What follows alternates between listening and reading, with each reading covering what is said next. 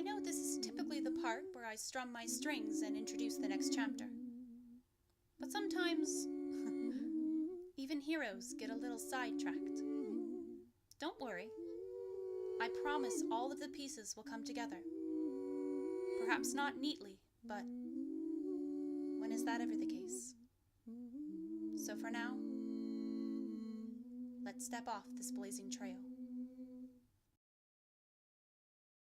So, you gentlemen, we are currently, I was going to say, just in case, oh no, we haven't said this yet. So we don't have Lannon this week, and that's why we are doing this one-off campaign.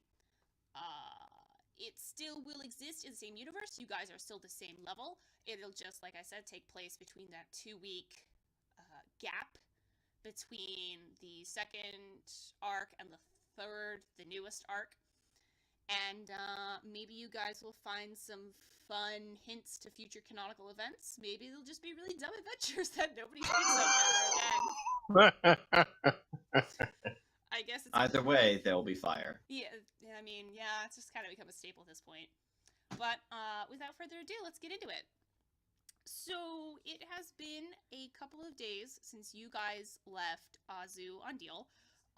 Just to sort of give reference, Kennam, you have already sort of written your letter to the orphans and sent that, but you have not yet done your little bondy time with Winslow and the Seagulls yet.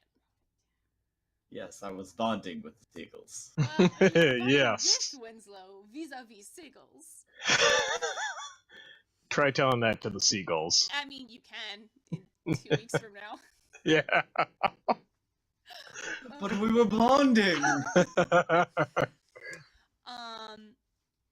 So yeah, you just finished writing your letter. It's been pretty quiet on Florence. As stated previous, you don't really see Ears that often. She's usually downstairs. Winslow kind of just walks around. And at this point, Florence has been put on autopilot because literally you guys are just going sort of... It's a straight shot. Yeah, it's a straight shot to the astral puddle at this point. You're traveling from... I think we said east. Yeah, from the east, kind of like southeast. So, it's just a bunch of sand. Like, what could possibly happen to sand? Nothing. Nothing. So, it's early in the morning at this point, maybe around like 8 or 9 o'clock, and I'm curious what you three are up to at these wee hours of, well, not really wee hours of dawn, but some variation of morning time. Probably breakfast. It's a safe bet. Yeah.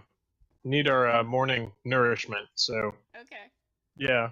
Yeah, Svein's probably there trying to make sure he gets some before Lobe eats all of it. Safe bet. We all have to get up early before Lobe eats all of it. Okay. I would imagine that, like, Ears keeps it a closely guarded secret where she stores all the food. I mean, now she has to, I guess. Okay, so let's say, like, Svein and Kennam sort of have this system worked out where they wake up before everybody, work together to make breakfast, and then eat the breakfast they want until Lobe gets there and sort of just cleans up the rest. Lannon comes in somewhere. Lannon comes in somewhere. Lannon, at this point, has been rather judiciously kind of waking up early in the morning and going to the training room. Whether that is to actually train with his new weird malleable weapon thing, or to... He's trying to level up before us. Yeah. I was because like sometimes when you walk in, you sort of see him working with the mimicrome and kind of trying to get different weapons. Sometimes you see him fiddling with the alchemy table, but he doesn't actually do anything with that particular area in the room. It's mostly just working with the chrome, and he seems to have woken up, and he's currently finagling with his new toy. So in that case, it's you, Svein, and you, Kennam. You're now in the kitchen, and what do you two want to make for breakfast? Not corn pones. Are you finally sick of the corn pones? Yes. Okay. We have had nothing but corn pones for the past 3 weeks. Gonna try and make some waffles. Waffles? Yeah, let's go with some waffles, a little bit of bacon. Maybe I'm gonna try and make whipped cream. I don't know. I mean, you guys can get Yeah. really fancy. Like I said, it's only been a couple days after Azu on deal, and you guys freshly stocked up on a bunch of stuff. The orcs and the Goliath residents gave you a lot of exotic food. So yeah, you can kind of go ham with this. While you do that, though, I'm gonna go grab my dice. It's the one thing I forgot to grab. Alright, I got my dice. So, what do I want you to roll for this? Svein's gonna try and make some waffles with nuts in there. Okay. I'm burning He it. thinks he knows how to do this. Okay, cool. He thinks he can handle this one. Why don't you... I feel like we've done a cooking roll before, and I don't remember what we did it for. I think we just did nature. Yeah, we'll go with that. Roll me some nature to make nut waffles. Alright. Let's see. 9 plus 4, so 13. So, fairly successful waffles. That's nice. Kennam, what are you doing? I guess if he's gonna work with the waffles, I'll like throw some bacon in what I guess we could consider an oven, and try and make some whipped cream for the top of these waffles. Cool beans. Same dealio. All right. 18 plus. Oh, that's some plus 7. good bacon and whipped cream. So that totals out to 25. Okay, so you basically just wasted your first roll making fucking food. That's fine. Yeah, well, I made some a box whipped successful cream. day starts with a successful breakfast. I can't argue with this. So, Okay, yeah. So, Svein, you sort of flip up a couple waffles and you put them on plates enough for all of you.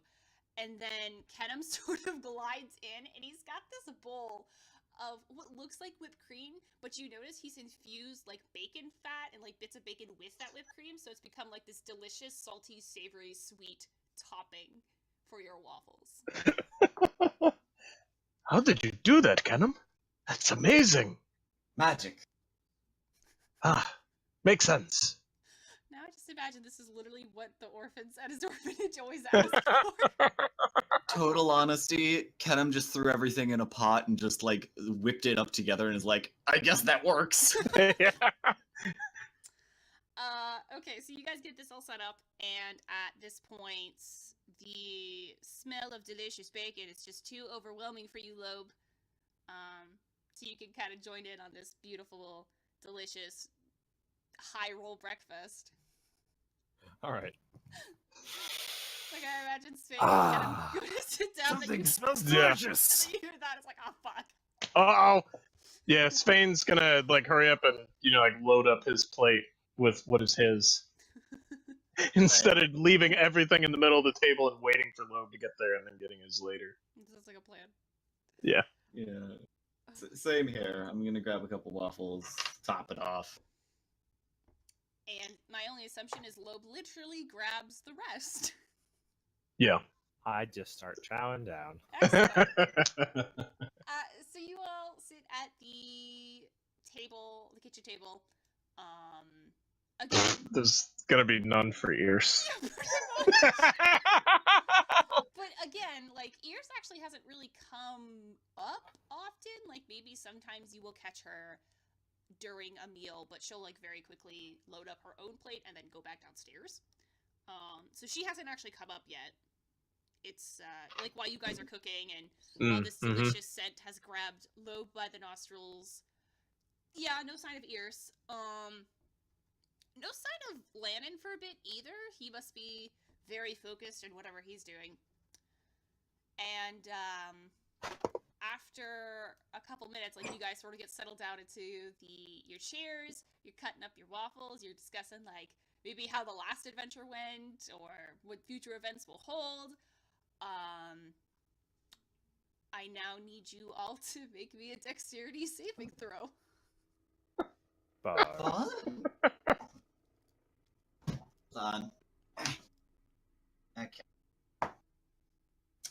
That's a 5? 19. Oh shit, the Svein is on it. Yep. What you got for me, Lobe? Breakfast is serious times. Yeah, seriously. Lobe's got 16. Those got 60. Okay, so literally all of the big hefty people managed to do this, and the one tiny person. No, that's fine. It's cool. Okay, so You're all not a of this, disappointment with your parents or anything. all of a sudden, the Kennam was always a disappointment to his parents. I mean, he is. But like I said, like you guys are sitting down, you're getting ready to eat. All of a sudden, the entirety of Florence lurches forward, and Lobe, you sort of manage to catch yourself on the table and snag like one waffle as the rest of your plate goes like fucking flying through the living room. Aww. Svein, Aww. you both managed to steady yourself and catch your whole plate, so you still have your breakfast. And meanwhile, Kennam just sort of follows those plates into the living room and kind of like crashes into one of the couches that are also sliding across. So no damage dealt, but you know, you probably look like a dumb goober. Kennam, you need to eat your breakfast in the dining room here. My whipped cream! Which also goes flying and like hits the bookcase. No, such a tragedy. But it doesn't stop there. So the front of Florence lurched forward. All this shit went flying forward. Now Florence is sort of like tipping down, and you kind of feel gravity push against you as his entire body sort of flips. So now the front of the cart is facing downwards. And you are all sort of free falling into God knows what. Some of the windows, there's like this brief flash of sky before it's just completely engulfed in kind of like these walls of sand, and you feel like the ground underneath you keep like rolling and tumbling, like the cart itself is flipping a bunch. And I need you now all to roll me a charisma save. A charisma?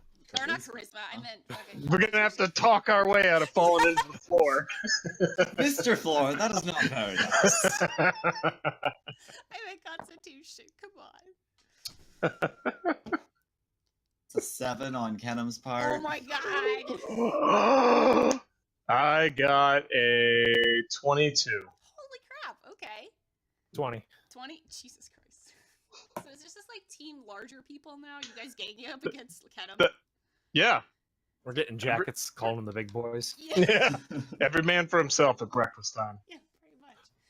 Okay, so finally the cart seems to impact on something, more than likely the ground, but at this point you have no idea. Again, Lobe and Svein, you managed to catch yourselves. Like at this point you had grabbed onto the, what's it called? Like the island of the kitchen, I guess? Like that. Yep. Kennam Islands? Yeah, something like that. The only piece of furniture that seems to be nailed down in Florence.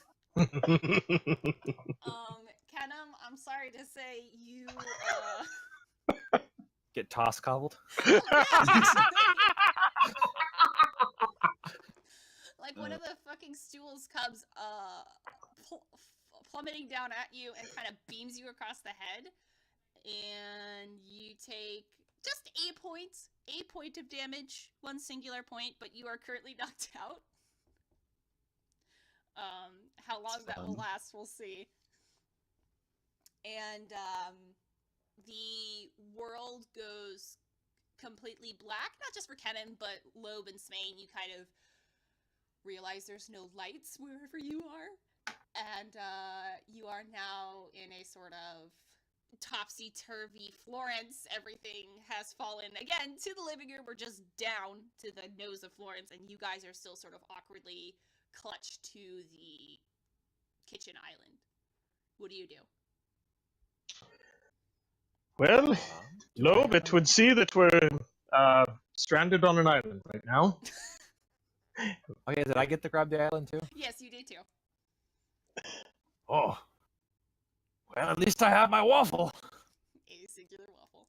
That is true. I want to know too, Svein, you grabbed like the island with one hand. You still have your whole plate of breakfast with the other. Yes. Yes. Well, perhaps I will finish my breakfast, and then we'll figure out what to do about this. But I'll eat fast. I was about to say. You're just gonna like one hand dangle from a kitchen island, eating your breakfast. I assume with your face, because how are you gonna hold the plate? Yeah. How am I? Yeah. Oh, Cast Mage Hand. Mage Hand. Oh my Yeah. god, are you serious? I'll just use Mage Hand. Yep. Okay. Yep. So you cast Mage Hand and finish your breakfast. That's cool. Well, Yeah. Okay. Well, Very quickly. While he's finishing his breakfast, Lobe, do you want to try and sort of get out of this semi-precarious situation? Can I see anything? Oh, you're a human, aren't you? You don't have dark vision. I believe so. Yeah, so no, not really. Oh. You could kind of make out shapes. Anyone have a light? Oh, yeah. Good point. I suppose you can't see, can you? You're human. Not particularly well. Well, let's see. Can prestidigitation? Can that make a little light? I think so. Kennam, let's just check with the expert wizard, who, though he's unconscious, can still give me an answer. Yeah. I know you. Yeah, I'm pretty sure you can do that. Okay. I'm about 80% sure. Then we'll just have prestidigitation be like a sort of flare, so it's not a permanent light source, but Yeah. you can at least make out You one. can, Yeah. You can cast sparks and one harmless sensory effect. Yeah, so you could. Okay. So you could do that. Yep. Light it up just for a little bit. Okay. Okay. Here you go. Try this. Can you see anything? I don't know. Can I see anything? Well, you can see that this poor cart is now in super disarray. Like I said, all of the furniture seems to have fallen down towards the front of Florence, and it's kind of piled up into this big, semi-broken pile of piley goodness. Jesus. And Do I see like a lamp or anything anywhere? I mean, if you did, it's probably broken by now. Oh. You do see sort of on top of this pile in the living room. So, like, there's the bookshelf underneath. Oops, sorry, Mike. There's a bookshelf underneath. There's, like, a bunch of chairs. You see a bunch of tables stacked up. And you do see that a couple of candles sort of went flying and wedged themselves on top between various bits of furniture. Oh, can I make my way to there without killing myself? I mean, yeah, you can.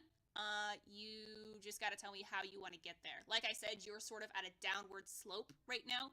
So you can, like, slide down carefully. You can sort of try and climb down. Yeah, let's do a slide or climb down carefully. All right, control. I'm not slide. under any illusion that I am graceful.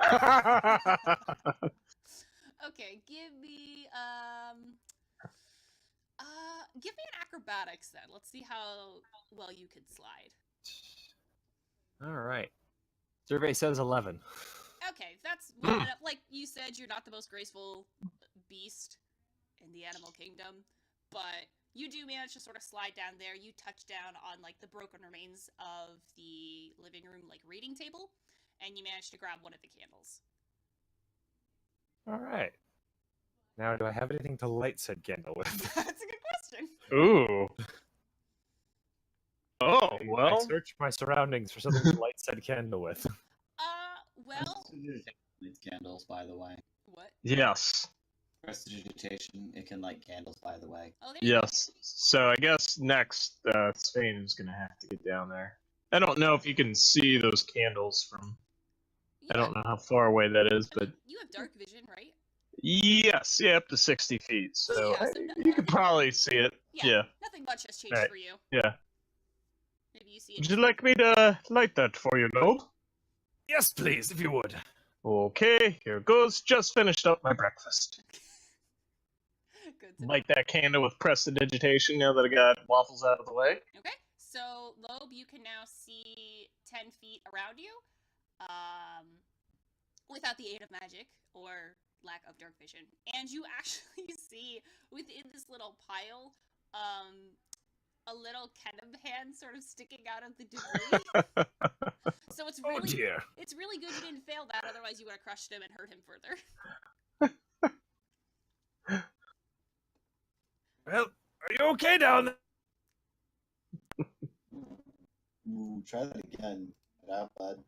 Yeah, I cut out a little bit, but I got the idea. He's Yeah. asking if you're okay. Which you're not, by the way. You are still very much unconscious. I think that phrase is just terrible because seriously, every time someone says it, they cut out at the exact same It gets time. censored out. No one's allowed to ask if anyone's doing all right. No, not in my world. Well, I guess start to clear the rubble to Yeah, find pretty my much. fallen comrade. Yeah, and this is pretty easy for you. Like I said, you may not be the most graceful beast in the animal kingdom, but you certainly are one of the largest. So, like, picking apart these bits, odds, and ends is not a difficult task. And you manage to unearth your little halfling wizard friend. Still unconscious at this point. He's got a fun little bump on the top of his head. Maybe I give him a couple slaps around the face. See if I can make him up. Hello. That seems to do it, Kennam. You sort of start to feel like this stinging sensation on your face, and with kind of like Lobe's last slap, you wake up with a jolt. Ah! Welcome back. Oh my god. Wait, does this require dark vision or low light vision? Dark vision at this point. There's literally like no I've got light. a candle. You do. Yeah, have he's got a candle. So you similarly could probably see 10 feet, maybe 20 or so, since you have like low light and the candle gives off like a ring effect, you know. So Yeah. Would you like a candle? Ooh. Yes. All right, I hand him one of the other candles because he said there was a couple, right? Yeah, How many there's- candles are there, by the way? I'm going to take them with me. That's a good idea. So there was probably about 3 or 4. Ears likes to keep a well-lit library in case somebody wants to study late at night. Okay. So I use one candle to light the other candle and pass one off to Kennam. Okay. And these candles, if you keep them lit, will probably last about an hour or so. So you've got that hour light source. Good stuff. And as you light the second candle, sort of more of the room is revealed around you. You can see that the windows, a couple of them have been smashed, and you see like there's bits and piles of sand that started to pour in from the top. Sand is literally all you can see outside the windows. It sort of just looks like you're surrounded on all sides by piles of sand. Wish I had a different word for sand, but that's just gonna be this adventure. I hate sand. It's so coarse and grainy. But you are not nice. Gets everywhere. You, like, as you're sort of taking in the scenes, you actually hear a couple of muffled voices. One of which seems to be coming from, I guess it's not below you anymore, but sort of like through the floor that you guys are sitting now horizontal? Yeah, horizontal against. You hear some noises like down the wing area where all the doors are, like your bedrooms and the training rooms and stuff like that, and you hear a noise upstairs, which doesn't really sound like a muffled voice. It kind of just sounds more like a panicked bleeding noise. Oh, we should probably go see who that is. Make sure they're okay. All right, I'm coming. Just wait for me. I'll be right down.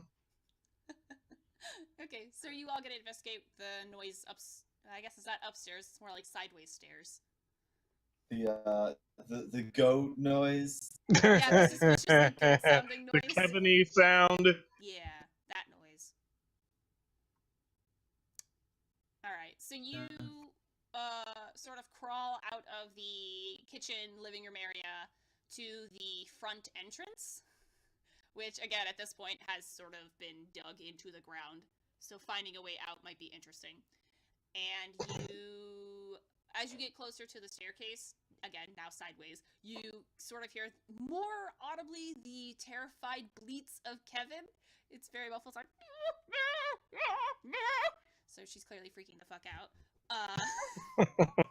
And then to your left, in a now topsy-turvy hallway with, I guess it'd be doors now on the bottom instead of the left of the hall, or of the walls, you hear somebody kicking on the door, on some of the doors. So the doors are the floors?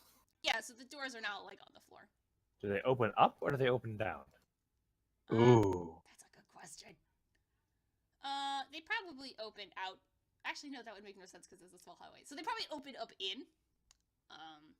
But at this, where you currently are standing, you can't see too much of that hallway. So basically, you have the choice of taking the staircase up or down, or you could go check out that hallway.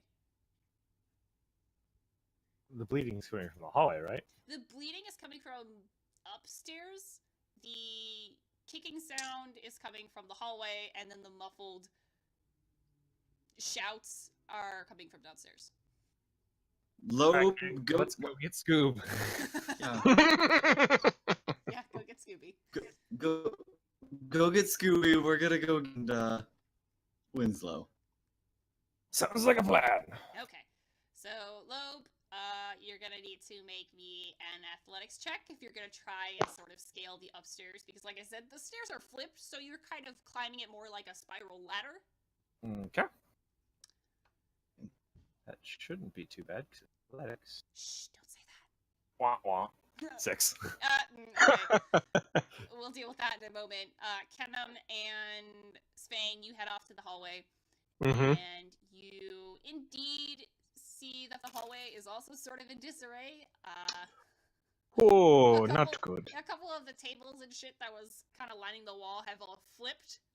You can see a bunch of them have piled up on one of the doors, and that door is currently being kicked at. Like, it can't quite...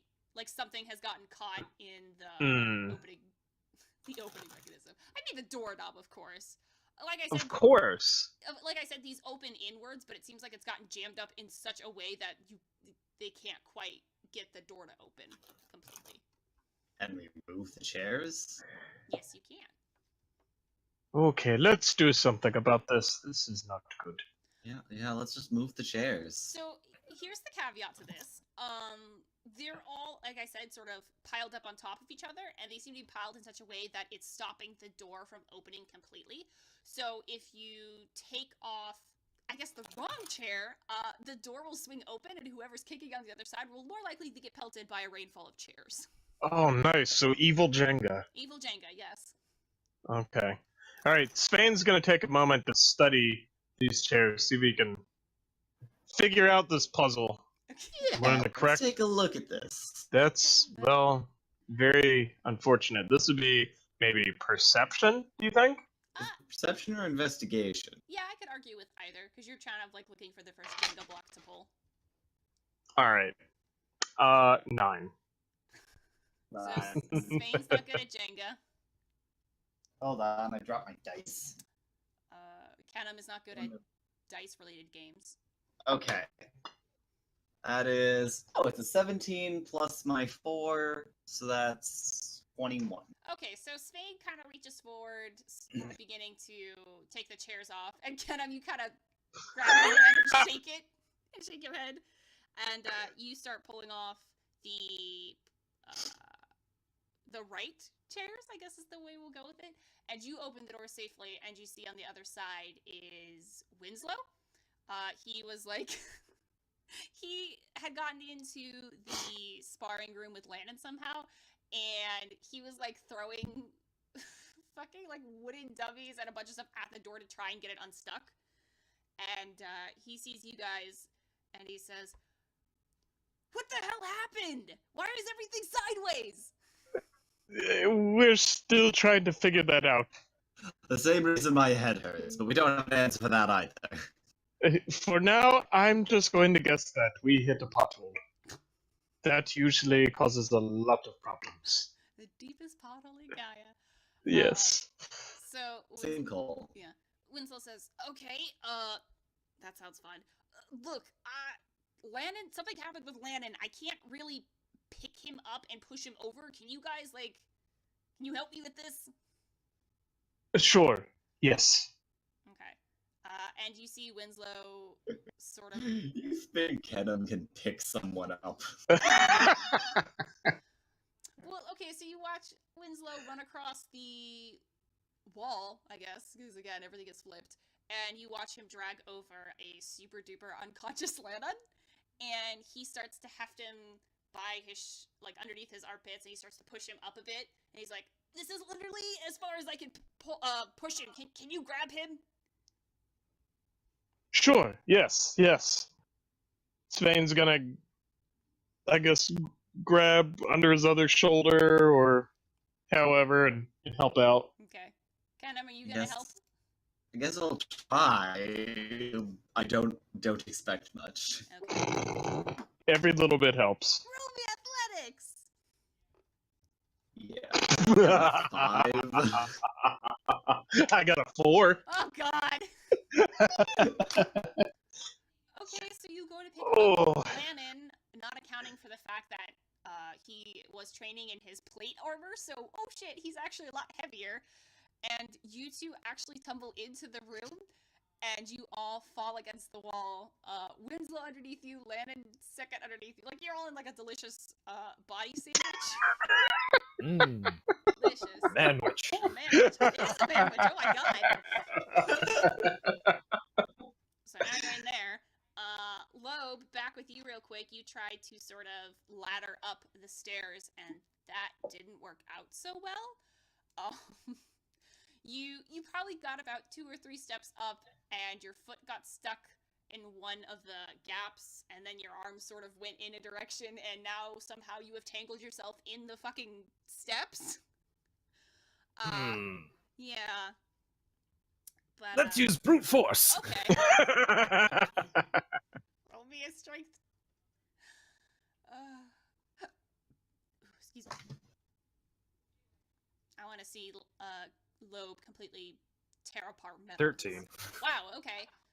You managed to at least break one of the sort of like the rungs that caught your arm, so your arm's free. Unfortunately, that was also one of the supports for the stairs, so it sort of starts to skew to the right a bit. Uh-oh.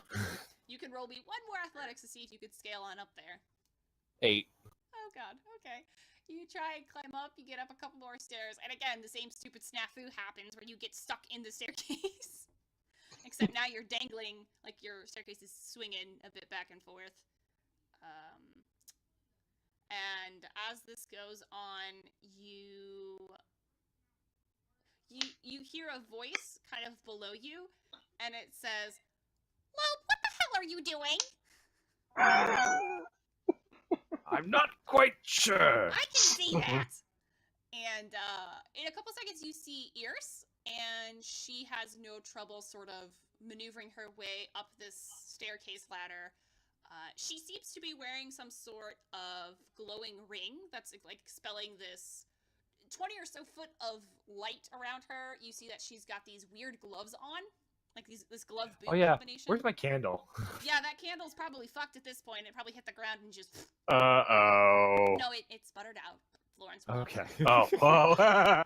It takes a lot more than that. But she's like got these weird gloves and boots on, and she looks at you and she's like, "Okay, so why did you think it was a good idea to climb up the staircase like this?" I genuinely want to know. That was the plan. And after a couple minutes, you hear Kevin again upstairs kind of going, and Ear says, "Oh, okay, you're trying to get, okay." And she sort of finagles her way around you, Lobe, and gets you unstuck. And she says, just wait at the bottom. I'll go get Kevin. Where's the other 2 idiots? Actually, no. Where's the other 3 idiots? Well, I only know where 2 went, and they went to go probably get the 3rd. Wonderful. Okay, just wait at the entrance. I will be right back. And you watch as she sort of spider climbs up the sides of the staircase and then disappears through the hatch. Clearly, this is not the first time that Florence has flipped over. Clearly she's done this before. Neat. And switching back to you guys, now sort of, again, man-witched in the sparring room.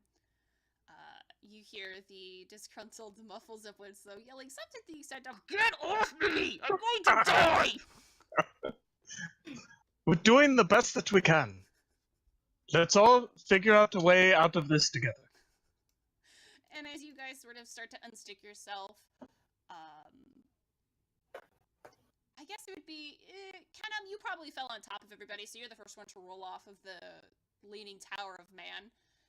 and you roll off, and you're suddenly face to face with Ears, like to the extent that you almost crashed right into her.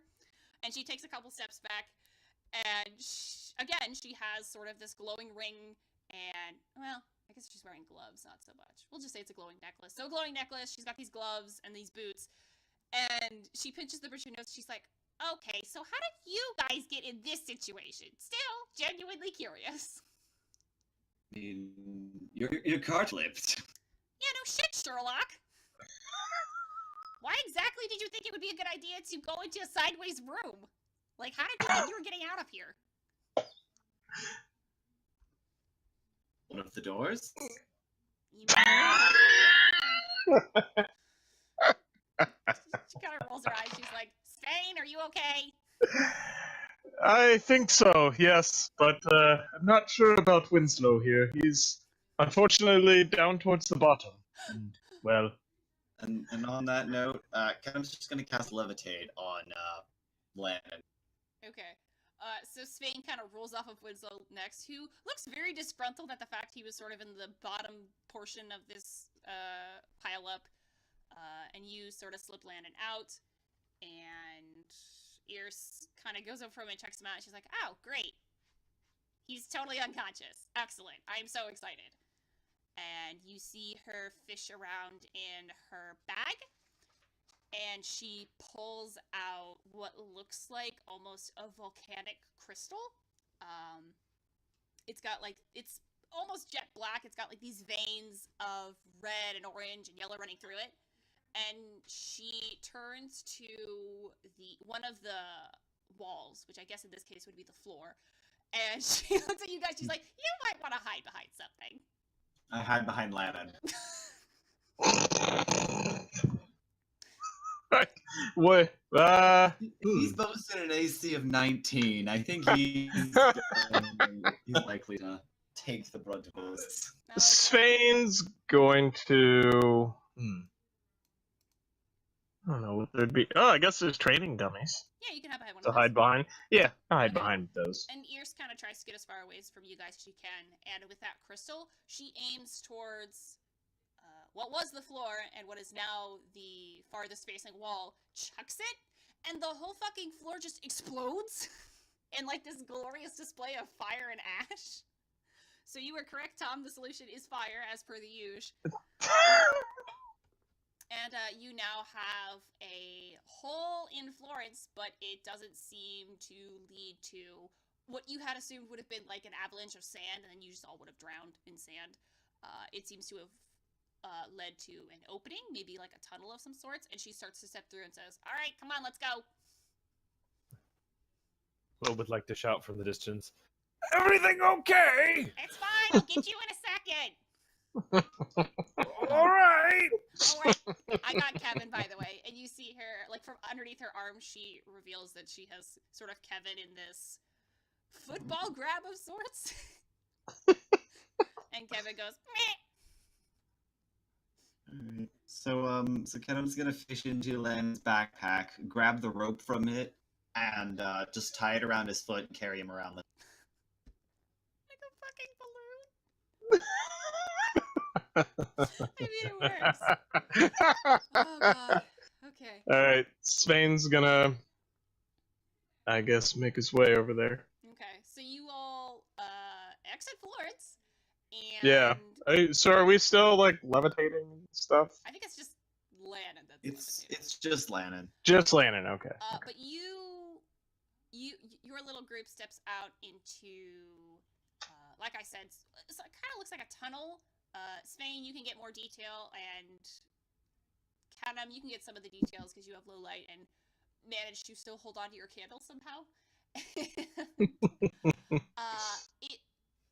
It looks like, kind of taking survey of the situation, that Florence fell into some cosmically deep pit of sorts. Like, you can see this little blip of light way above you, and the rest is just this mountain of, or not mountain, but just surrounding like sand, rock, this like carved out tunnel of sorts.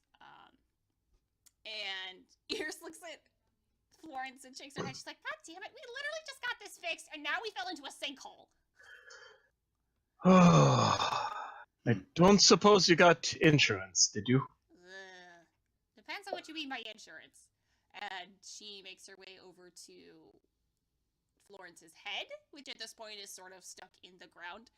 And she starts to take out one of the crystal, like something from her bag again. It looks like one of those same crystals. And then she reconsiders and looks over at you guys. She says, is there any way you could just carve a hole out for Lobe to get out, please? I would rather not blow up Florence any more than I need to. Kennam's eyes widen briefly, and he walks over, pulls out his new little cane, and casts Chromatic Orb. Okay. I'm a little scared to see where this goes. Instead of being one big extension, Kennam's just going to do a 4-letter sphere, and then we can open it from there. Because what is Florence? What is this area made of? Like I said, sand and dirt. You're like literally underground. I was talking about on Florence. Oh, on Florence? It's made of sand and dirt. Yeah, I got it. yeah, of course. No, it's like a mixture of metalworking and wood. Alright, I'm gonna try and like blast off the I guess I could use Firebolt for this. I'm just gonna try and blast off like the like rivets holding the thing in place. Like, So we can like just a pull the panel thing in off? place. Oh, Jesus. Yeah. So we can pull that off and hop in. Okay, so you cast your firebolt very expertly, taking out the rivets, very much like a blowtorch person would, I guess. And Lobe, you're sort of like sitting inside Florence still in the dark, wondering where the hell everybody went, and then suddenly a panel of the entrance falls off, and you see your friend standing in the like in this tunnel system, and everyone seems okay for the most part, so that's good. Oh, hello! So is he still stuck? No, he can get out at this point. Just kind of Okay. slip through the panel you tore out. Welcome back to the group, Lobe. Thank you.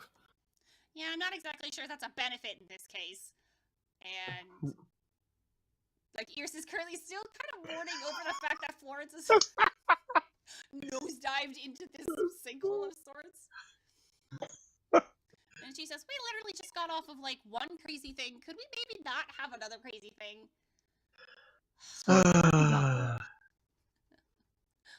Okay, well, this is fun. There's... Shit, I have no idea how to get out of here. Do you see how high that tunnel is? And she's like pointing up to the hole that you guys dropped out of, which does look significantly, tall. And you kind of watch her pacing around and steaming and muttering under her breath. How tall is it? Is that a real question, or That's a real question. way too tall for any of your spells or other shenanigans to get out of? That's my answer to that. Well, okay then. Because if you did, this entire adventure would be over in like seconds, and that'd be really boring. Well, we'd also need a way to pull the cart back out, so Yeah. we wouldn't quite be out of it yet, unless we just want to walk through the desert for days and days. And die. So, there's a big tunnel. There is actually, as you stepped out, Lobe, and you sort of see the party talking and Ears muttering under her breath, you look dead ahead, and you do see there's this sort of big, ominous-looking tunnel. If you squint real hard, you can actually see a couple weirdly colored lights. Ooh. But no one really seems to have taken advantage. Really, like, looked and investigated. Svein's gonna take a look at the tunnel. Does it look man-made or dwarf-made or whatever race? That's an excellent question. You should roll me a nature check to see. All right, because if it is, as a dwarf, Svein has something called Stone Cunning, where he gets to double his proficiency bonus Oh, when doing a history check interesting. about stone architecture. So I guess if this was made by someone, it could be architecture. I mean, if it was made of stone too, maybe. But this clearly just looks Yeah. like, dirt and sand and stuff. All right, here we go. Let's find out. Ooh, 23. Wow, and that's a nature check? That's nature check, yep. Oh, okay. So, Svein, you go over with Lobe, you're kind of looking at this tunnel, and at first you thought it had just been built by, maybe like a giant purple worm, or a bunch of moles, or... After what we've seen, yeah, these are all viable explanations. Yeah, like, just like some animal had made a tunnel, like this is their way to get around the desert. But as you sort of inspect closer, you can see that there are indeed some support beams at like various locations of the tunnel. You can see that some of the walls have been like oddly smoothed out. Maybe like at one point there had been other tunnel sort of entrances and exits, but at this point they've all been buried under erosion. And you come to the realization that this was made by somebody. What do you think, Svein? Was it a giant purple mole worm? No, I don't think so. Whoever made this, they were intelligent. Maybe it was dwarves or humans or whatever race lives out this way or possibly used to live out this way. No, so someone made this. Oh, well, we should say hello. I turn to the tunnel. Hello! But I don't know if they're friendly. I would say you hear like Lobe's voice echo, hello, hello, hello, hello, hello. I mean, you don't get a response, but that was some hell of an echo. That was fun. Dramaturgy. Wait, what's up? You all talked at once. Nothing. Thanks, Svein just hummed. And I said Yes, that was fun. I hummed. You said it was fun. Okay. It's at this point, Ears turns around and she says, "What the hell are you idiots?" And then now she finally notices the tunnel, and she says, "Whoa, where did that come from? Was that always there? Did I seriously just miss that?" Well, I'm sure it was easy to miss with Florence being all upside down and stuff. There's lots of things to keep track of. Holy shit! And But why not take a look? I would say, actually, to this, Ears actually nods a bit, and she says, "Actually, that could literally go one of two ways, but at least there's a possibility we could find somebody who could help excavate Florence, or steal their shit and excavate Florence, either or." Yes, that is true. Okay, here's the little caveat to this situation, however. Our entire base of operation is flipped on its head, literally, and Lannon is sort of out of commission, so I definitely want some people to stay here. I don't really care who that is, but yeah, no, we're not leaving my giant magical cart alone in a sinkhole where a mysterious tunnel leads to nowhere. Well, if we're going looking around in tunnels, I want to go. Wait, It could be interesting. why don't you turn Florence into Tiny Cart Florence? She blank, and you hear Winslow kind of laugh. She's like, "Ha, nice." And she shoots daggers at Winslow, and then she shoots daggers at you, Kennam.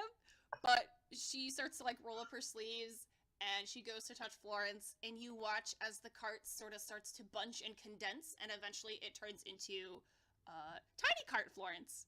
Still royally fucked up, but now easily flippable onto its wheels again. And she says, "Kennam, I'm going to acknowledge that was an intelligent idea. I am not going to acknowledge, however, that I myself did not think of this idea. So let's just flip the cart and let's get going." Alright. Alright, so with your combined efforts, you managed to flip the cart over. My assumption is you're going to put Lannon inside the cart so you don't have to levitate him around like a funhouse balloon. I don't Just like him as a balloon. Stand him up next to it. He always, looks so angry. Okay. Even if he's, unconscious, he'll just ward off Put some sunglasses bandits. Yeah. How long does on. Put him in levitate the last? cross. It's a maximum of 10 minutes. Okay, yeah, so it's I will tell you this now. It's gonna take you way more than 10 minutes to get through the end of this cave. Or tunnel. Or whatever. Can we, like, prop him against it? Like a scarecrow?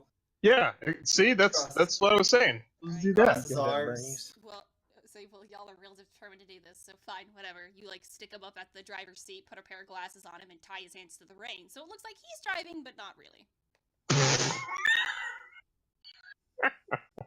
And Ears pinches the bridge of her nose in sighs, loudly. And says, So, okay, are we done? Can we go? so what's this about staying behind? Sorry. Oh, well, that would have been the plan if, you know, I didn't have a magical monster cart, which I totally knew I could change the shape of and stuff. But I guess for now we can all just travel down the tunnel together. Which was my original plan. Not the... Shut up, Kennam. Don't look at me like that. Kind of suddenly looking at him. Just want that on record. Okay, so you all sort of get the cart situated. Do you hook Kevin up to the cart, or is someone gonna pull it, or what's the deal? Kevin's all tiny and such, right? She is, but you can make her bigger vis-a-vis fire magic. I have an endless stream of firebolts, so Just gonna do that. we could easily give her Do it. medium size. You basically turn Kevin medium, hook her to the cart, and start off into the creepy dark tunnel with creepy weird lights at the end of it. All right. Cool. Svein's gonna go ahead and he's gonna take the lead. Okay. He's gonna say, "Well, I have dark vision, so I can probably see the farthest out of all of us. Okay. I'll make sure we don't fall into any other holes. That would not be good." Yeah, no, that'd be great. Shit. I guess I shouldn't. Okay, you know what? Hindsight's 2020. Probably shouldn't have Florence on autopilot while we're going through sinkhole territory. That's on me. Well, but that's how we learn these things. You hear Winslow say, "Yeah, Ears, that's how we learn these things." She's like, "Shut up, Winslow." So you all start out into the tunnel with Svein leading the way with his dark vision. So Svein, I will describe to you then. Not much changes with the tunnel for a bit. It's still sort of these strategically placed support beams. Some more of the tunnel, like the branching tunnels that seem to have gotten collapsed at some point. But as you make your way deeper and deeper into this tunnel, and probably about 5 or 10 minutes pass, you start to notice those weirdly colored lights that you saw before get brighter and bigger. And the closer you get, I don't want to phrase this. As you get closer, there we go, you realize that the lights are coming from these lanterns mounted against the walls, sort of like nailed in on these iron pikes. How high up are these? Well, Spain, how tall are you? Or are they like? What could one tall human possibly do? I thought you were either 3 foot or 4 foot something. Yeah, where did I write that? I mean, I know I. Oh, 4'5". Holy shit! Really? Yeah, I guess. You're quite God, tall, tall for a actually. dwarf, man. Golly gee, gumdrops. That regardless, you come up to one of these lanterns, and it actually seems a little shorter than you. It comes up to your chest. You can very easily sort of lift it off that pike and use it. Okay, so first I want to examine this and see if, well, let's see. I guess to see if I can find out what it is. See if it's magic or Sure. if it's just fire, just Oh, burning something that's making it all weird colored. I mean, like Spain, this fire is not orange or reddish or yellow. It's like the cool colors. It's like green and blue and purple, and it keeps doing this in a cycle. So clearly, this is magic. Oh, yeah, that's, yes. If anyone else wants to as well, you can make an Arcana check to figure out what the hell these are. Yeah. I just want to take one Okay. so I can see. Lobe, So I got a 19 plus 7, so 26. Holy God. Okay. I want to see if I can find out what magic is making this tick. Yeah. Okay. Sorry. Kennam, Yeah? did you want to roll to see what these lanterns are, or maybe where they came from? Svein just rolled like a 27 or something? Oh, is this Yeah. Maybe I want to see. Yeah.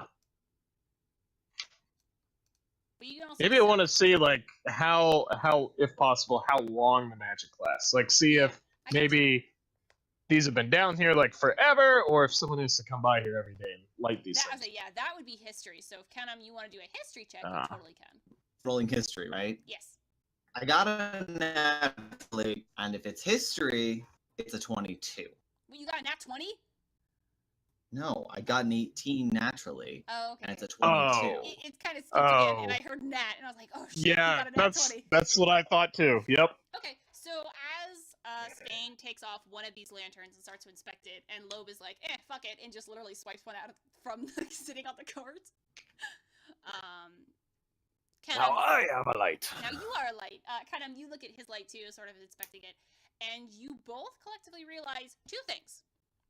First thing being that these are obviously unnatural lights powered by what appear to be magical crystals.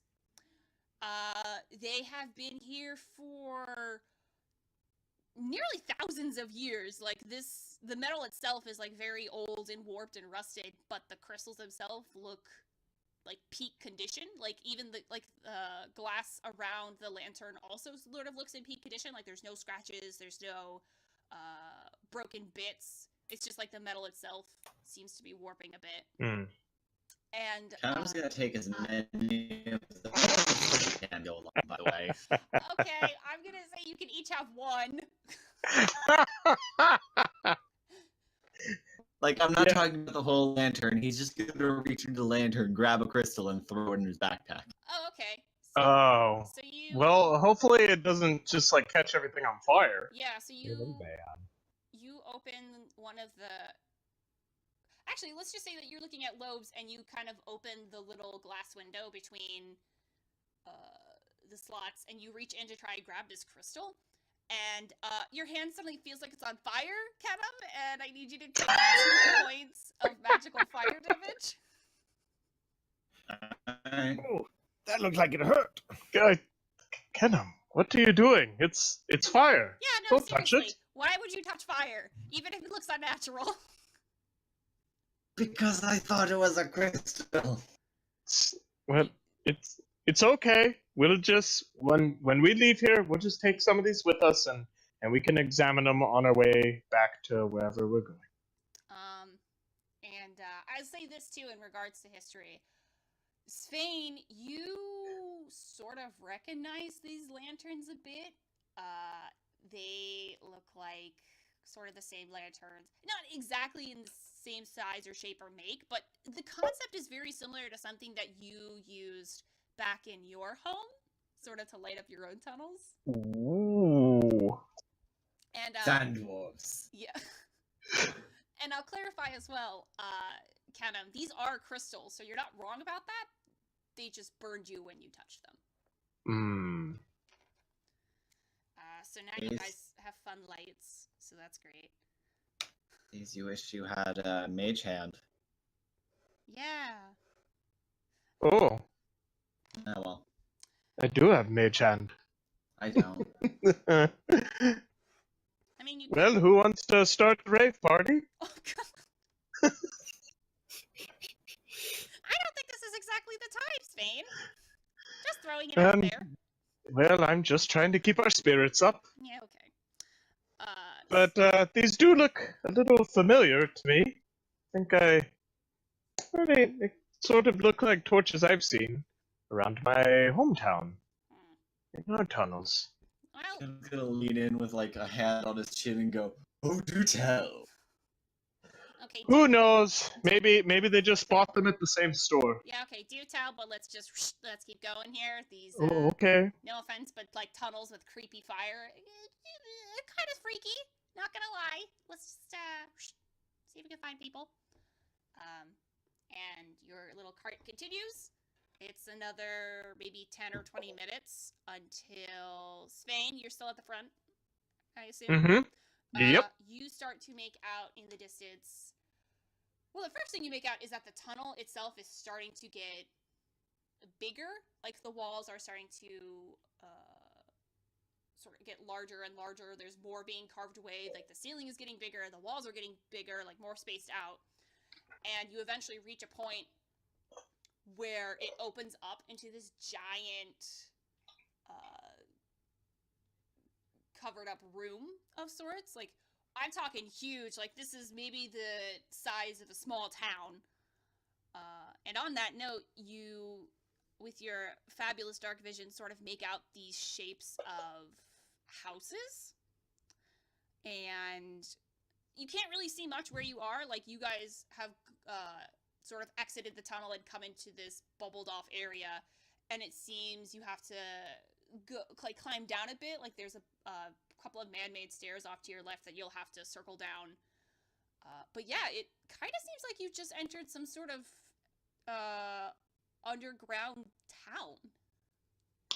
Ooh. I wonder if they have breakfast. And Svein's gonna hold up his hand and he's gonna say, "Oh, it looks like we may have to take the stairs, so I don't know if Lannon can come with us." Also, I don't think wheels will work very well on these stairs. And at this point, Ears kind of hops down from the cart.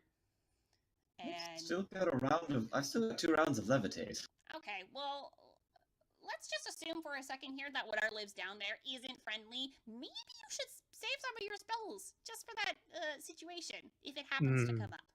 That is a good idea, but and we might want to keep it down a little bit. Who knows who lives here? Exactly. So, well, I'm sure they've already heard us coming, probably, or see the lights that we're carrying. But who knows? Yeah, whatever. All right, it seems like now my splitting up idea might work in our favor. We can have a couple people stay up here with a cart and a little party go down and check it out. Sound good? Yes, it does. I'm going down. Well, okay. We're just gonna assume that all three of you are going to go down. Okay. So here's how this works. Haha, when's the last to stay? Hold on a second. Here's how this works. Because you're missing Lannon, you're no longer a 4-party unit, and that's just not going to do. So I am going to give you the option to take an NPC with you. Lannon. Aside from Lannon. Lannon's not an NPC anyway. We could use his magic items. No. Lannon is completely off the table. He's not an NPC. He is a NPC. So you have the option of taking Ears, Winslow, Kevin, or actually, yeah, you have the option of taking Vin's seed as well. I'm going to avoid touching that. It didn't work well last time. I thought I'd offer it. Just in case. Well, you So can it's good to have options. Yeah, so but you can talk amongst yourselves if you want to take, like I said, Ears, Winslow, Kevin, or Vin's sort of ethereal seed thing. Well, it could be handy having Ears with us. Maybe she could talk to some of the people, and well, it worked out really well at the last town. Although I suppose maybe she already knew those people, so that won't quite work. Yeah, but we also have to keep in mind we're keeping people back at the cart in case something goes wrong. Ears can turn little Florence into big Florence. Yes, then we would definitely want to keep her behind for that. Well, what do you think, Lobe? Well, maybe we should take Kevin. Well, that's a great idea. That works. Okay, so you all agree to take Kevin with you? Yes. Keeping him in medium size, of Keeping course. her a medium. Her. How dare you! I'll remember one day. Okay, so you talk amongst yourselves, and Kevin is your choice. You unhook the goat, who seems more than happy to skip beside. Actually, all three of you all have bonded quite well with Kevin. Now that I'm thinking about it. And Winslow kind of looks at you guys. He didn't even come up in the discussion. Yeah, like looks over at Iris and he looks at you guys. He's like, "Great, this will be fun. I'm so excited to spend time with Iris." Yes, have fun, Good. Winslow, and be on your guard, just in case. We trust you to keep Florence safe. Yeah, no. You're probably just gonna sit in the corner, buddy. I'm not gonna lie. And Iris looks at you guys and she says, "Okay, look. I've been preparing for this moment. Figured this would finally be a good idea to do this." And she pulls out these necklaces of sorts, and you can see that they have these smaller versions of, Stone of Far Speech. And she hands them to you, and she says, "Look, if you get in trouble, just give us a holler, okay? I have my copy." And she holds up, like, her little, like, necklace of various crystals, and then the one Stone of Far Speech. Oh. Very cool. I like it. Okay, just don't lose them, okay? Can do. Cool beads. Alright. Don't... Try not to blow anything up, please. We will Can do our do. best. Okay, so with that, you guys make your way down the stairs. Again, these look to be very old, very weathered, not well kept at all. There's actually even chunks of stair pieces and actual stair bits missing.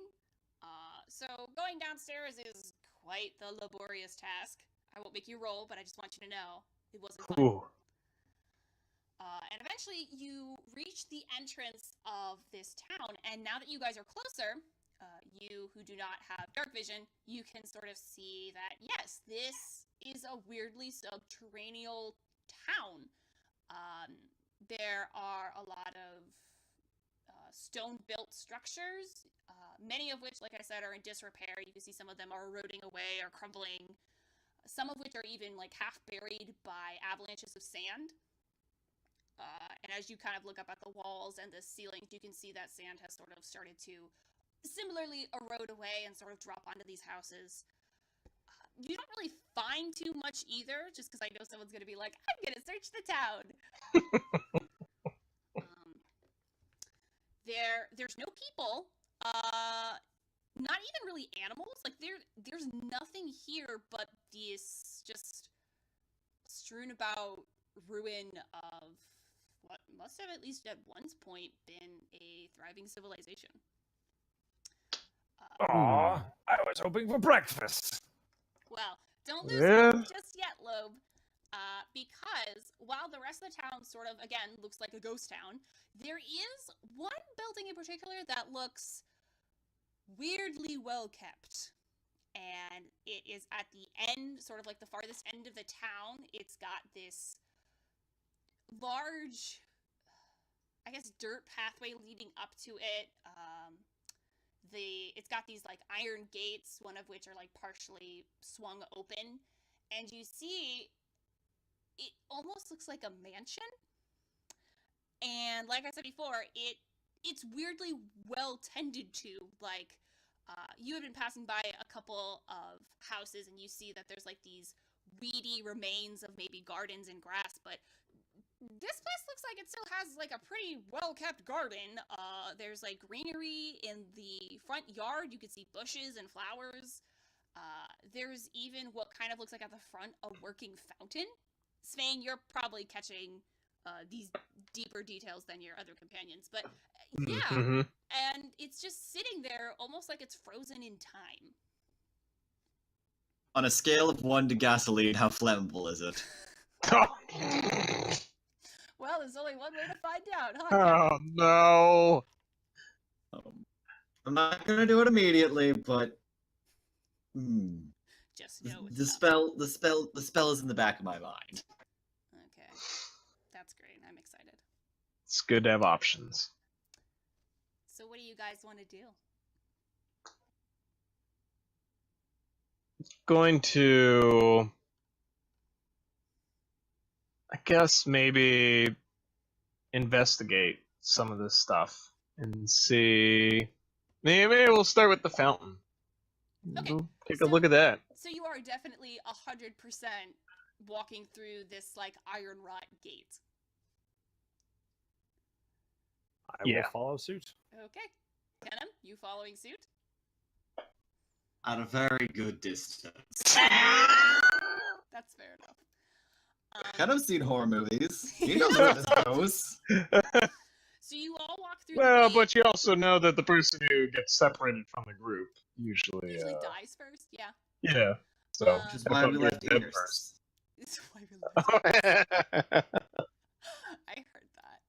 Okay, so you walk through these iron rod gates. Like I said before, one of the gates are already cracked open, so there's no need to like try and pick lock or climb up and around it. And as you enter through the gates, something creepy happens. No, you enter through these gates really without much trouble. It's not like the background disappears or like there's suddenly creepy fog. It's just you walk through a gate. Now you're in this like weirdly nice place. You're walking across sort of the stone cobbled path, which also is well kept.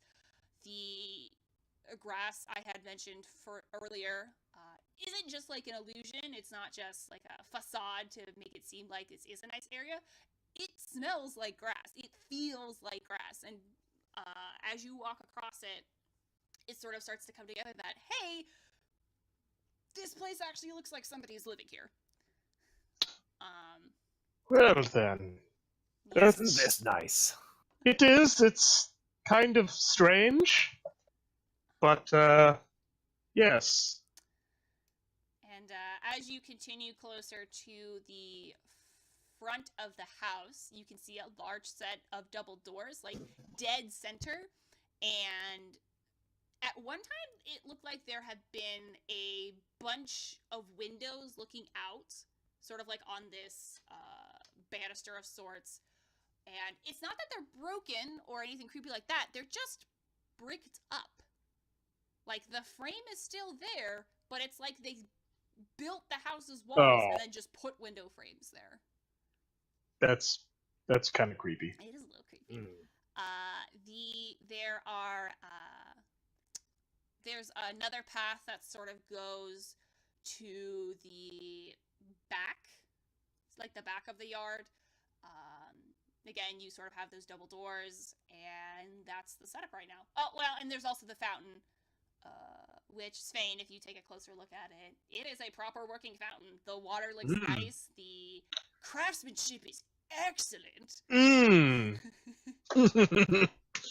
But, yeah, so that's the front yard of this oddly astute mansion. I suppose perhaps we should knock on the door. Sounds good to me. Go right ahead. Okay. Just Yeah. imagine Svein and Lobe start like walking up these steps, and Kennam standing at the fountain like, I'm good here. Are we to assume Kennam is not a fan of horror? Does he not like the spookies?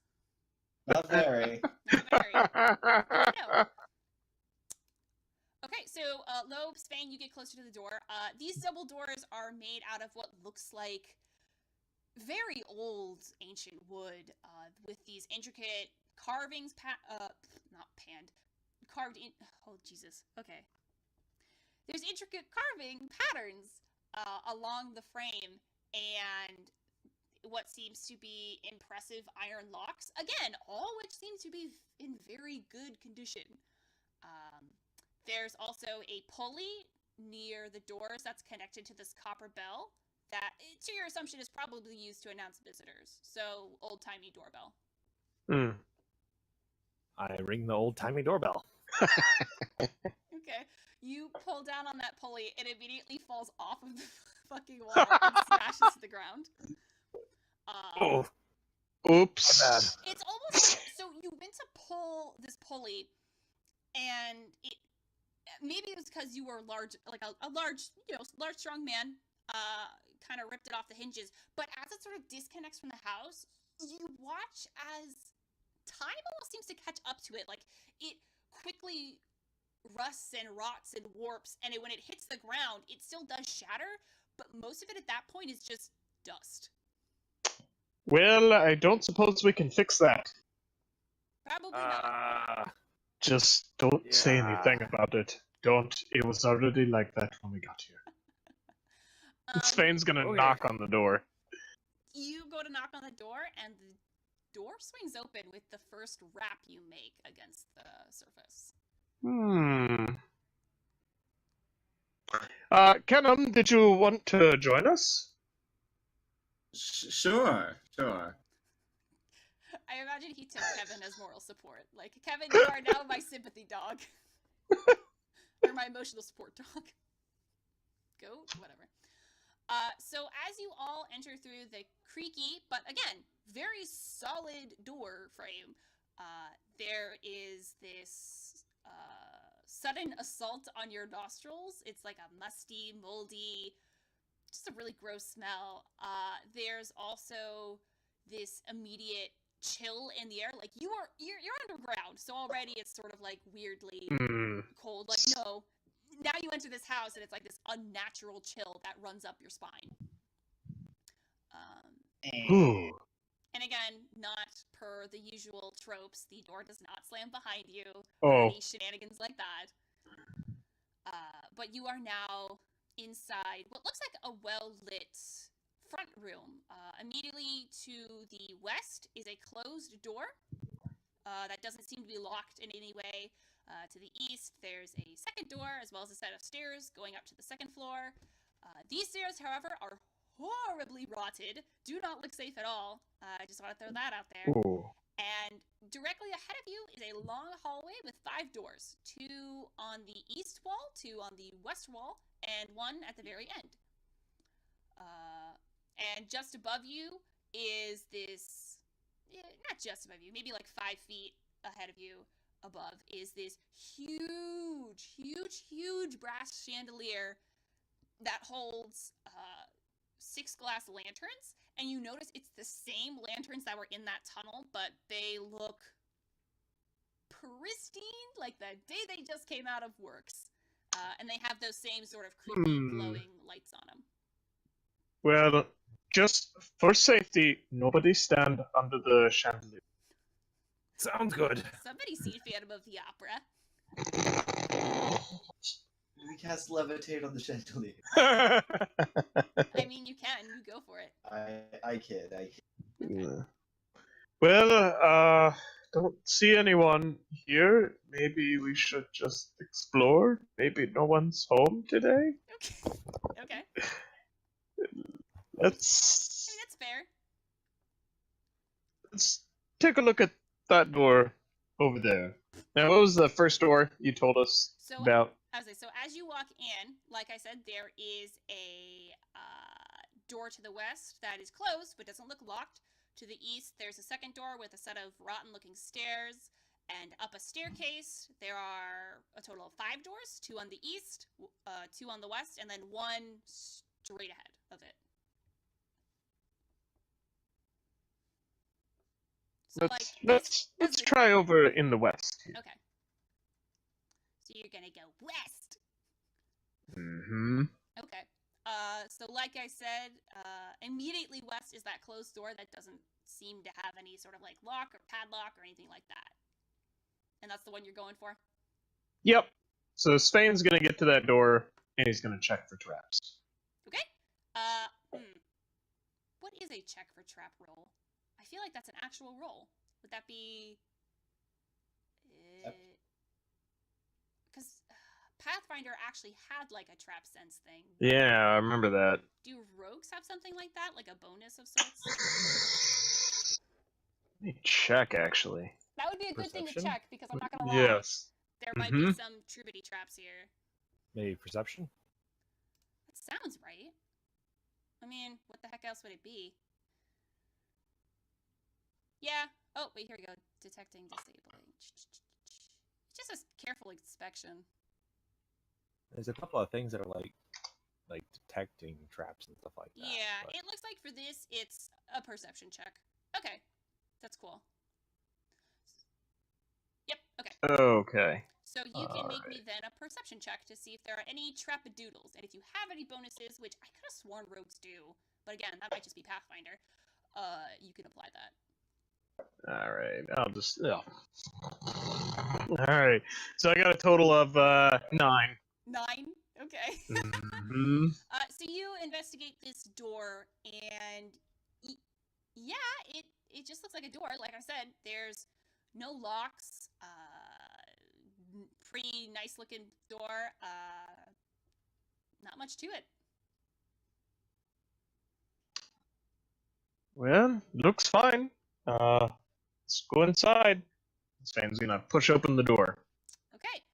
And as you do that, the main entrance room suddenly gets brighter, and you see that those 6 glass lamps suddenly explode, and now they're raining hot fire upon all of you. So I need you to make a DC saving throw. I always told you what DC was. Oh 18. crap! 18. That's really good. Rolling when it counts.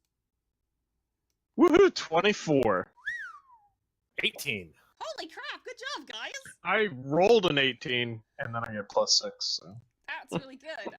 Okay, so you all have the sense to sort of get the hell out of the way. Maybe you dive under like nearby couches. One of you, I'm gonna assume Lobe, who's no, Kennam's probably closer to the entrance. You just kind of like literally walk back out the door. Like you walked in, you saw this thing explode. You're like, no. But you all kind of managed to avoid the brunt of the damage. However, you do get a little bit of baby damage. Let me get my... Where's my... Oh god. Ah! Dice, no! Come back! Oh god. Okay, that's 2... 7... Okay, so all of you take 4 points of fire damage. Oh, jeez. Ouch! Ooh. Okay, apparently we need to be more careful. What is that amount for? What's up? How much again? It's 4. 4? Okay. Just want to verify. And as soon as sort of you experience this flaming bombardment, maybe you think to yourself, oh shit, now the house is gonna catch on fire. The fire disappears. It vanishes.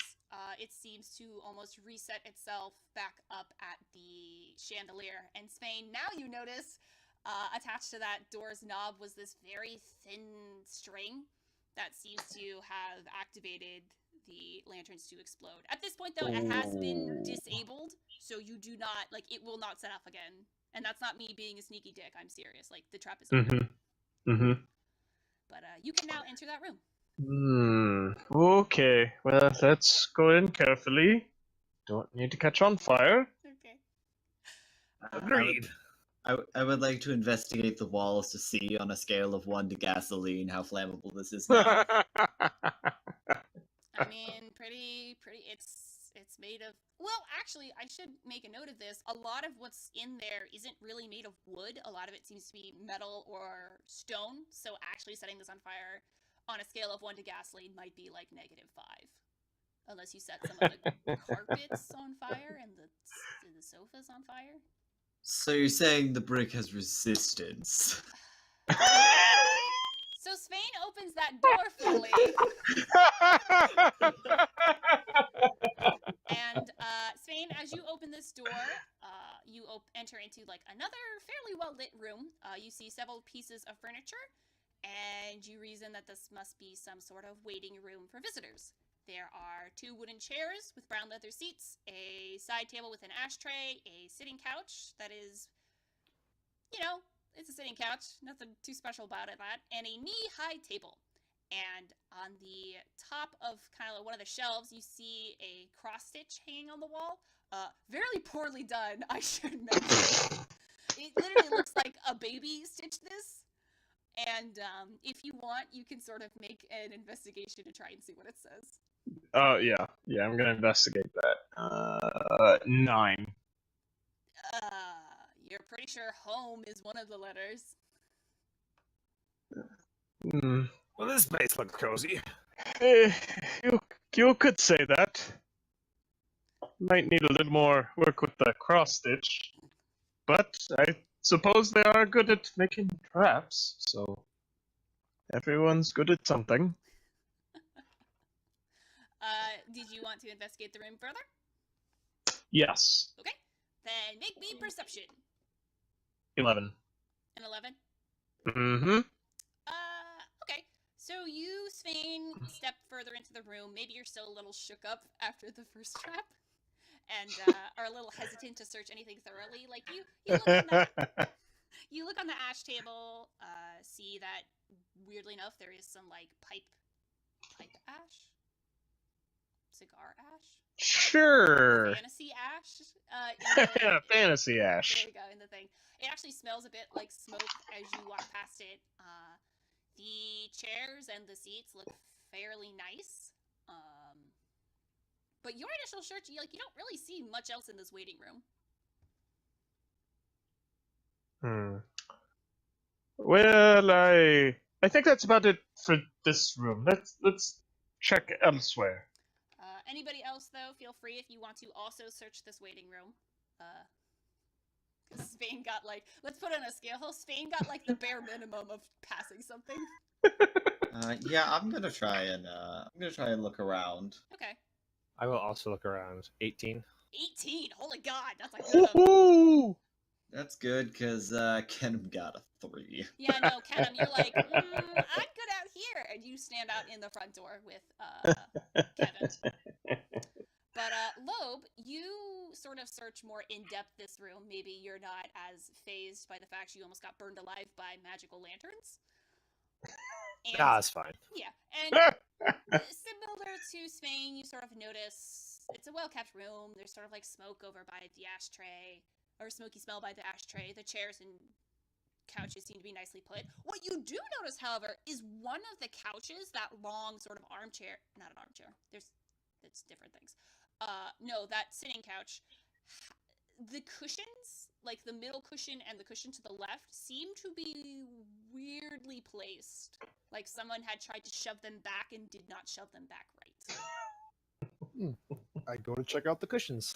Okay, and as you check them out, you see that there is a child's doll that is hidden underneath one of those cushions, sort of stuck in between the crack. And you pull this doll out. It's fairly simple in make. It seems to be made of cloth. Amazing condition, like it was just made again. And as you turn it over, you see that it has the initials, or at least 2 letters, JM. I think someone lost their doll. Well, maybe we'll find whoever owns it, and we can let them know that it's in here. Okay. So you And I keep the doll? placed it all back onto the chair. Oh. Okay. Jackson Michaels. Jackson Michael. Okay. Fantasy Michael Jackson. Yeah, no, I got you. So Lobe puts the doll back on the couch. Svein, you're gonna keep it there too? Yeah. Okay. So there's really nothing else of value in that room, so you step back out into the main hall. Well, let's see. I suppose we could go upstairs, but looks kind of rickety to me. It does indeed look quite rickety. There's another door downstairs, right? Or no? Yeah, so you have that door that was off to the west. There's a, what is it? Let me find my list here. This is the downside of not writing it. I don't quite know the layout of this house. It's a spooky house. It's a spooky house. Yeah. So to the west is that closed door, which you already got. To the east of you is a second door, as well as a set of stairs. And then up ahead, there's another larger staircase with 5 doors on the top of that floor. Well, we could. Floor. Yeah, on the ground floor, there's one more room. Yeah, well, let's try this door over to the east here. Okay. Yeah, let's try and stay on ground floor. Yes, Come on, that'd be guys. best. Let's just- If ground floor is dropping things on us, I don't want to be the thing being dropped. I mean, Sounds good. that's a fair point there, I suppose. Oh, goodness. I'm so Mhm. sorry. I have such bad hiccups. Duh. So, Svein's gonna slowly approach this door to the east, and He's gonna check for traps, both on the door and around the general door area. He wants to be pretty thorough. Okay. But he got a 6. Can Kennam assist in that? Yes, Kennam can assist in that. That would be for the best. I only imagine Kennam walks up to this door and Svein's like, no, I got this. And Kennam just shouts, I don't believe you! Okay. Yeah, so this is perception or investigation? Perception. Okay, that is a 17. Yeah, Kennam, this is just literally, it's just a door. I'm not kidding this time. It's really just a door. Okay. Well, what do you think, We're Kennam? good, guys. We're good. See, I told you, we're fine. So you open the door? Yep. Okay, you open the door, and it looks Everything dies. Yeah. the house explodes. You're all dead. Yeah, everything. No. The explosion ripples out into the world and kills everybody. No. You open the door, and it looks like to be some sort of coat room. Again, all of these sort of coats and nicely dressed dresses, clothing, whatever. All seems to be hung up neatly. And there, at least on an initial glance, there doesn't seem to be much in this room. Can I cast Detect Magic? Sure. Okay, cast Detect Magic. There are some magical things in this room. One thing in particular. They should be, as far as Detect Magic works, everything that I see, if it's magic, it should glow blue. Oh, does it light up like a Christmas tree? It's supposed to glow blue. Okay. A blue Christmas tree. So A blue Christmas tree.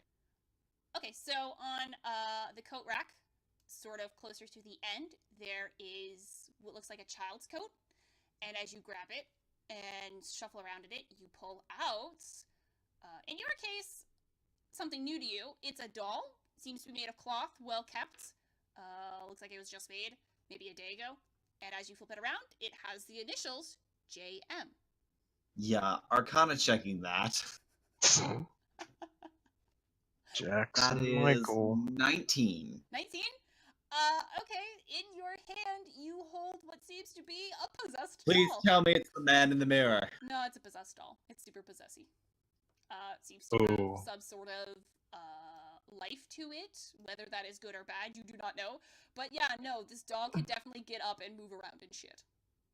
Yeah, I'm gonna shake. Kennam's gonna shake it and say, "Talk, damn you!" You, Kennam, what are you doing? That's not very nice to a doll. Yeah, you shake the doll, nothing happens. Can I throw intimidation into that? Sure. Okay. That is a 22. The doll starts crying like bits of cotton. Like you're shaking this thing and What? screaming at it, and it just starts crying. Kennam, what did you do? The doll's alive, guys. What? Do you think that means that the other one is alive? I think it's the same one. Yes, Svein, Me- you take like a double glance and you realize it's the exact same doll. What the? It's following us. I should Okay, mention, Jackson. I was gonna say, I should mention too, it's still crying. I'm it gonna has set it down and go, okay, Jackson. What's going on here? The doll you have now lovingly named Jackson is put on the ground. It wobbly stands to its feet. It kicks you in the fucking shins and it runs through. Well, isn't that rude? I should mention it does run past you, Svein, and run past you, Lobe. So if you want to try and do something with it, you have the opportunity. Oh, yeah. Yeah, I'm gonna try and grab that thing. Okay, roll me dexterity. Svein just rolled a natural 1. Oh no! Okay, so Svein, you watch as this tiny doll kicks Kennam in the shins and starts to run. You sort of bend down to try and snag it, but it runs in between your legs, and you sort of do like this awkward flop onto the ground and look super ridiculous while you do it. And your lantern actually... Did you carry a lantern down with you? Yes. Yeah, yes. no, that shatters. The crystal rolls on the ground, and you watch it disappear in a puff of smoke. Oh, no! And now it is running to / past Lobe. I roll 18. Oh my god, okay. Body slam? You body slam! I wasn't going to smush it, but oh well. No. you grabbing this thing? What are you doing? I was just gonna pick it up and kind of do a there, little doll. Don't worry about the mean little man. Can you roll me persuasion as well, real quick? Roll it with advantage, though, because you are literally the nicest person it's met so far. Be honest, Lobe is the nicest person, period. That's true. Yeah. Roll me that All right, so I don't like that one.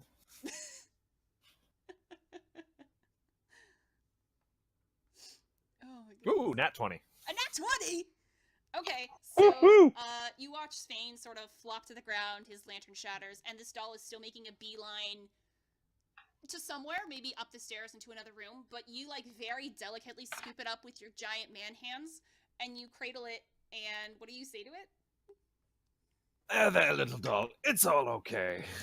And it like struggles for a second, but then you say that, you sort of like pat it and tell it's okay. And Start rocking it back start and rocking it forth like a baby. gently.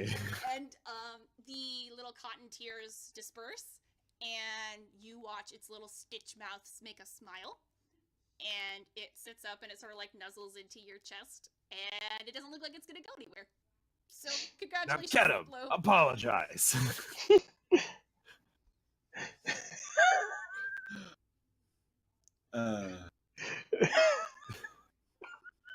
Just gonna take a second and think about it and go. Now hold on. Let's make sure I'm not apologizing to a demon first. Okay. Well, what did it do to you? Yeah, Kennam, what did it do to you? Well, it kicked me to start, and I'm sure. After you shook it. And it, well, Oops. yeah. I guess you could say it probably laid the traps that, blew up. Did you ask? As like the little stitch mouth rounds, and you see these little seams above its little button eyes furl into a scowl. Oh, I'm sorry, did you not lay the traps? It sticks a little cottony tongue out at you, and then turns away, as if it does not want to talk to you anymore. I'm Now, okay with little that. JM, did you lay the traps? She looks up at you, Lobe, and she shakes its head furiously. His, whatever. Can you help us avoid more of these traps? It nods, and it smiles again, and it kind of like nuzzles your little arm. Well, thank you. All right, guys, where next? Well, let's not take the rotten stairs. Let's take the larger stairway. Okay. All right. Does that sound like a good idea, little JM? It nods. It seems actually fairly excited at this prospect. Before we go, you said there was more magic in this room. Nope, just that. You said there were a number of magic items. I mean, there were at first, but then it all turned out to be JM. Maybe it was little bits of cotton that it left. That's just how magical JM is. That's how JM rolls. Yeah. Mm-hmm. All right. Okay, so you make your way up the staircase, and like I said... Does JM show any, like, hey, don't touch this, or hey, step away from that? well, okay, just to clarify real quick, the areas you have to work with... Okay, so you go up the stairs, there's a bunch of doors, and JM seems to be pointing you towards the middle door. It seems, like if you guys try and turn to like the doors to the left or the doors to the right, it sort of pulls on Lobe's arm a bit and keeps pointing to the center door. Okay, well, follow JM's instructions. All right. Let's go then. Okay. And Svein's still gonna check for some traps on this door. Roll that trap chicken. 10. A 10? This one does not seem to have any traps. However, it does have a lock. Well, Svein's gonna try just opening the door, see if maybe it's unlocked. No, it's definitely locked. Okay. Well, no problem. Got my lock-picking kit here. Oh, Make yeah, you quick do work have of this that. thing. Do it! Oh dear. Don't forget, you get to add a +2 to it. It doesn't matter. Was that a 1? Oh Yes. dear. Okay, so Svein, you take out your lock-picking kit, which I'm now just realizing you have never used before. No, haven't found too many things that need to unlock. So this is like really exciting to you. Yeah. And you take out all of your little picks, and you very expertly insert what you believe is the right combination, and you turn it, and it fucking breaks. And now you can't get in the door. At least with that method. Courses. JM, do you know a way? I wish I still had my receipt. Ah.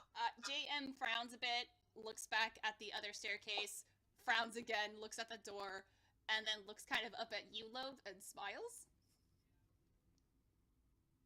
Well, okay. I go to kick the door down. Alright, roll me strike. Oh, on this note, what am I doing for important rolls, by the way? Because I've got my rolls stated for, Next week. I guess we'll call it next week's. Just roll me some new ones now, then. Alright. Or On record, alternatively... it's a 12 and a 16. Okay, so you just keep those in the back of the mind. Let me know when you want to use them. Lobe, how did that door kicking go? 16. Yep, that's pretty sufficient. Alright, so you drive your foot into this door, and as sturdy as it looks, it is immediately sort of taken care of. It, like, flies open, one of its hinges snaps off, it kind of dangles awkwardly, but you can get in now. There we go. Okay. So you kick down this door, and it turns out that there is a second set of stairs that you can use to make your way to the second floor of the house. Kennam's going to quickly apologize to JM as they walk up. I'm sorry, I shook you. Roll me persuasion. And roll it at disadvantage. Disadvantage? Yes. Can I cast friends to negate that? Okay. That is 16. Ooh, okay. Jan kind of looks at you, still frowning a bit, but it seems to have softened in its expression. Not just because it's a doll, and, you know, that's what dolls do. So you make your way up this second flight of stairs, and the room opens up into a new area.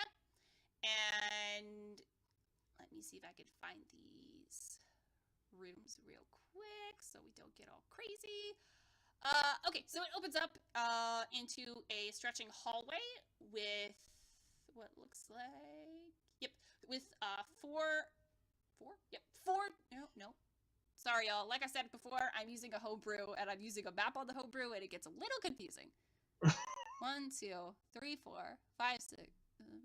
Okay, so initially it looks like there's a couple of rooms to the east. 1, 2, 3, 4 total, with the fourth being at the way end of the hallway. So basically, you have 3 doors to the east, 1 door straight ahead of you. Well, JM, which one do we go? She looks at the rooms and just kind of shrugs.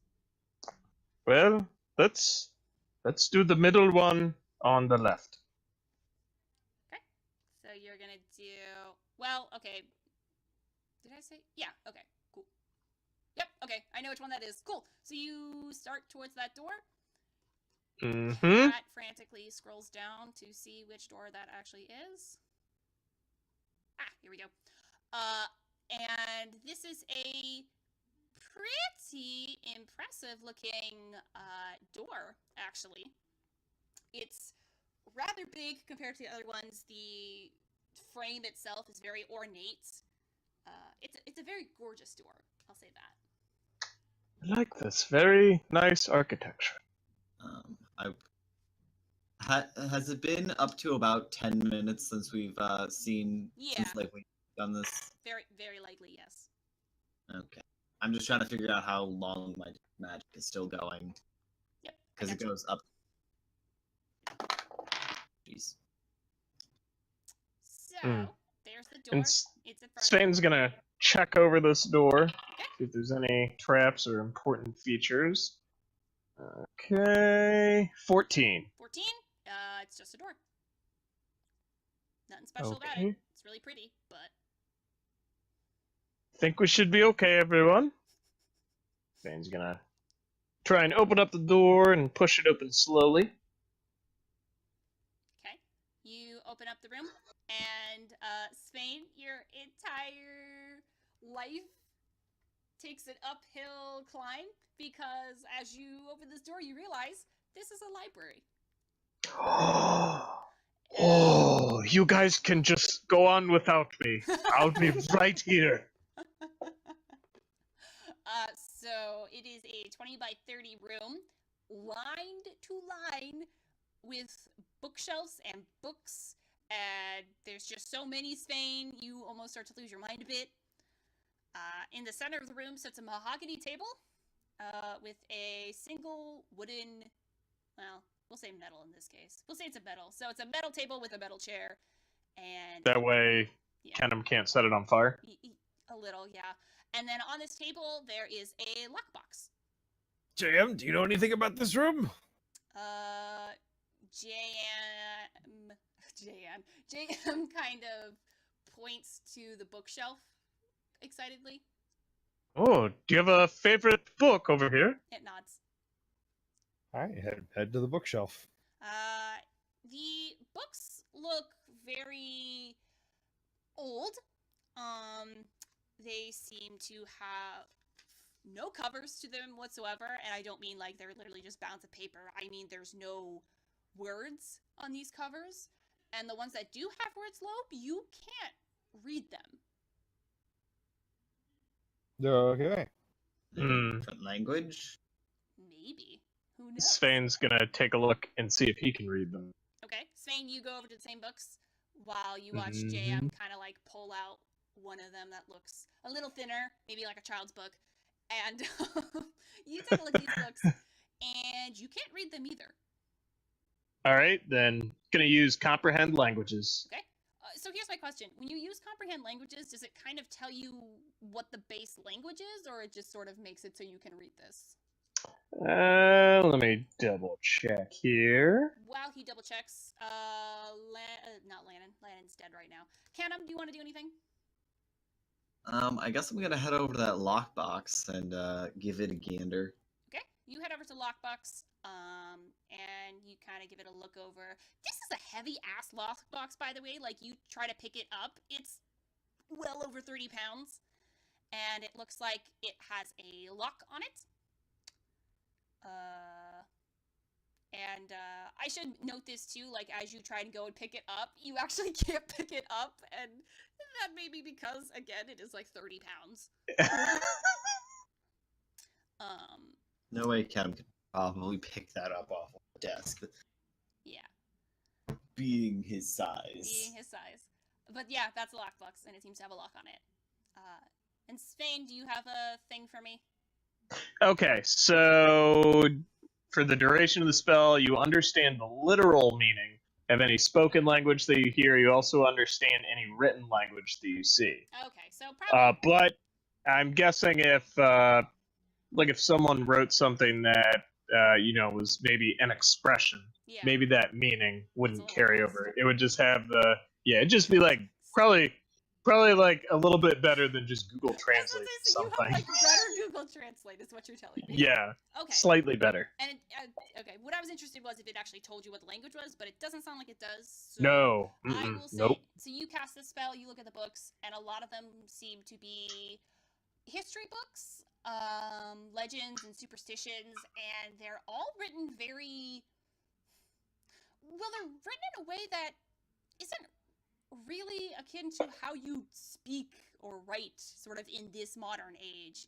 It'd be a lot like trying to translate very ancient Greek and then taking that into English. You know how they like have to rewrite it, but then you have to rewrite it again because there's so many different mannerisms and spellings, and you're like, fuck. Yeah. Well, it seems very old, very different. I don't know what language this is, but it's odd. And on this note, JM pulls out the book and she kind of hugs it and she's pushing it to you, Lobe. Okay. I open the book. Yeah. So you open this book again. Can't read anything, but it's got very pretty pictures.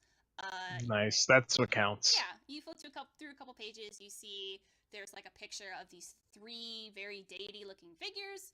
You see they all seem to be making something. Like the tallest of them is making grass and trees and the sky. You see the smallest one is making a bunch of animals.